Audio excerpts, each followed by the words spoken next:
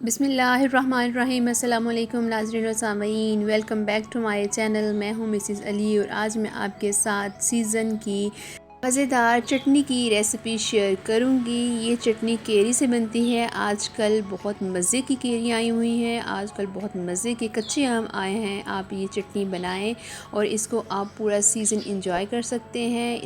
इसको प्रिज़र्व करने का, इसको बनाने का मुकम्मल तरीका आज मैं आपको बताऊंगी, तो मेरी वीडियो एंड तक ज़रूर देखें ताकि हर चीज़ आपको सही समझ में आ जाए। तो चलिए फिर स्टार्ट करते हैं। इसके लिए मैंने आधा किलो के करीब कच्चे आम लिए हैं और इसको मैंने अच्छे से धोकर साफ़ कर लिया है। अब इसका हम छिलका उतारेंगे। इसकी चटनी बनाने के लिए जो इसका छिलका हम उतारेंगे वो ज़रा मोटा सा उतारेंगे। इसको हमने खुरचना नहीं है, बल्कि इसको सही तरह से आपने पील करना है और ये आप तेज़ छुरी के साथ करेंगे और बड़े एहतियात के साथ करेंगे। इसकी जो गरी है, जो अंदर से ये जो हमें इसका गूदा मिलेगा वो सफ़ेद रंग का है और हमें इस चटनी के लिए ऐसा ही गूदा चाहिए। ये ऐसा ऐसा ये पीला होना शुरू हो जाएगा। अगर आपने इमली की खट्टी मीठी चटनी बनानी है तो आप अभी ये ख़रीदें और इसकी चटनी बनाकर आप रिज़र्व कर लें।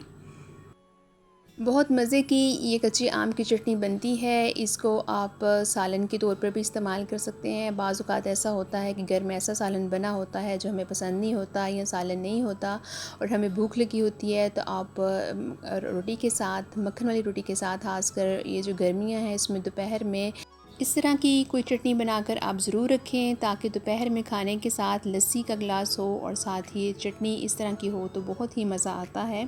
इस तरह से हमने तमाम छिलके इसके उतार दिए हैं और ये बड़ी अच्छी सी हमें केरियाँ अंदर से मिल गई हैं। अब इसको हमने पीसीस में काटना है। इसको आप अपनी मर्ज़ी से छोटे बड़े कोई भी साइज़ में आप काट सकते हैं। इसको मैं अभी आपको तोड़कर दिखाती हूँ कि इसकी गुठली अभी कच्ची है और हमें ऐसे ही आम चाहिए इस चटनी को बनाने के लिए।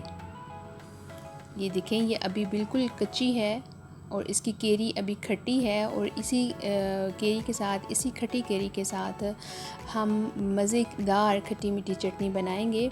इस तरह से हमने इसकी गुठलियाँ अलग कर ली और अब इसको हम पीसीस में काटेंगे। मैं इसको छोटे छोटे पीस में काट रही हूँ क्योंकि जब ये बनेगी और इसमें जो पानी है वेपोरेट होगा, ख़त्म होगा पानी, तो ये बिल्कुल इसके पीसेस जो हैं बिल्कुल छोटे हो जाएंगे। तो मैं इसके जो पीसेस हैं वो इस तरह से जूलियन कट में काट रही हूँ।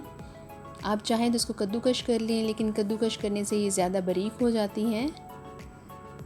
तो इसको मैं इसी तरह से इसी शेप में काटूंगी। आपको जो सी शेप पसंद है आप इसको काट लें। इस तरह से ये सारी केरियाँ कट चुकी हैं।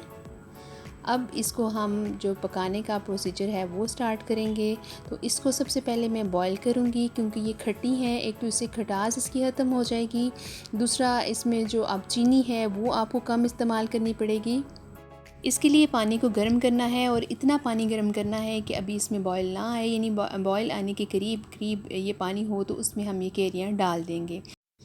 1 से 2 बॉयल इसमें आएगा तो इसको हम उतार लेंगे।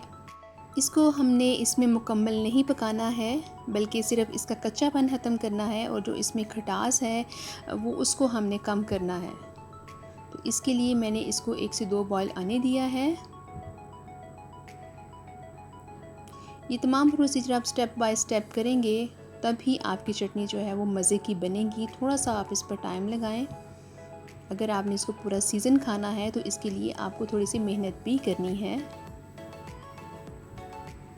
इस तरह से इसमें 2 से 3 बॉयल आ चुके हैं। अब ये देखूँगी, ये देखें मुझे जिस तरह से चाहिए ये बिल्कुल वैसी ही केरियाँ बन गई हैं, यानी बहुत ज़्यादा गली नहीं है, सिर्फ़ इनका जो कच्चापन है वो ख़त्म हुआ है। अब इसको मैं स्टेन करूँगी। जब इसको स्टेन करना है, जब इसको छानना है, तो आपने जिस बर्तन में इसको छानना है उसको आपने ठंडे पानी के नीचे, यानी नल के नीचे आपने रख देना है ताकि इसका जो कुकिंग प्रोसेस है वो ख़त्म हो जाए। अब एक कढ़ाई में मैंने 1 टेबलस्पून के करीब ऑयल ले लिया है। इसमें हाफ़ टी स्पून के करीब मैं कलौंजी डालूँगी। इसमें बहुत कम मसाले जाते हैं और ये बहुत मज़े की बनती है। इसको हम थोड़ा सा भूनेंगे और भूनने के बाद जो हमारे पास केरियाँ हैं जो हमने स्टेन कर ली थी और इसको ठंडे पानी के नीचे रख दिया था, उसको अब हमने इसमें डाल देना है और इसकी थोड़ी सी भुनाई करनी है। जब भी इस तरह की कोई चटनी बनाएं, कोई मुरब्बा वगैरह बनाएं, तो आप इसके लिए मोटे पैंदे वाली कढ़ाई यूज़ करें। कभी भी इसको नॉन स्टिक के बर्तन में ना बनाएं। क्योंकि जो नॉन स्टिक का बर्तन है वो बहुत जल्दी गर्म हो जाता है और हमारी जो चटनी है वो इसमें जल जाएगी। तो इसके लिए हमेशा मोटे पैंदे वाली कढ़ाई यूज़ करें। अगर आपके पास लोहे की कढ़ाई है तो वो ज़्यादा बेहतर है इससे। अगर आपके पास नहीं है तो जो रेगुलर यूज़ में आप घरों में कढ़ाई यूज़ करती हैं आप उसमें इसको बनाएं, लेकिन नॉन स्टिक की कढ़ाई इसके लिए बिल्कुल भी यूज़ ना करें।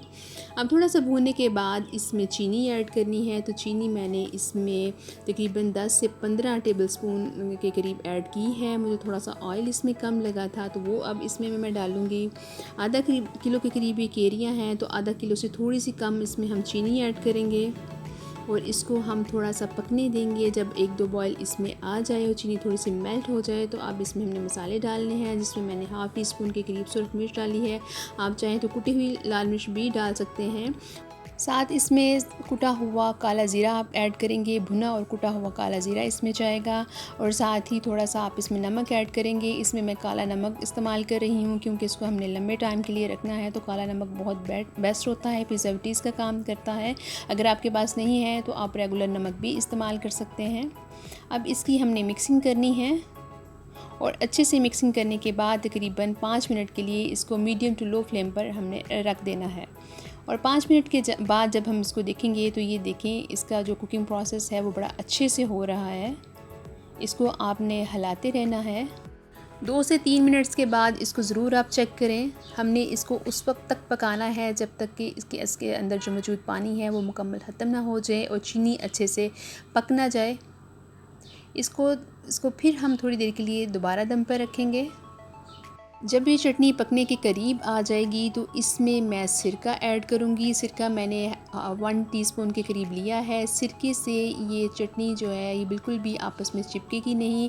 इसमें चूँकि हमने चीनी डाली है तो ये ठंडी होने के बाद बिल्कुल भी आपस में मिक्स नहीं होगी और ये ऐसे ही रहेगी जैसे हम इसको पका रहे हैं। और दूसरी ये कि सिरका जब भी आप इसमें ऐड करते हैं तो ये प्रिजर्वेटिव्स का काम करता है।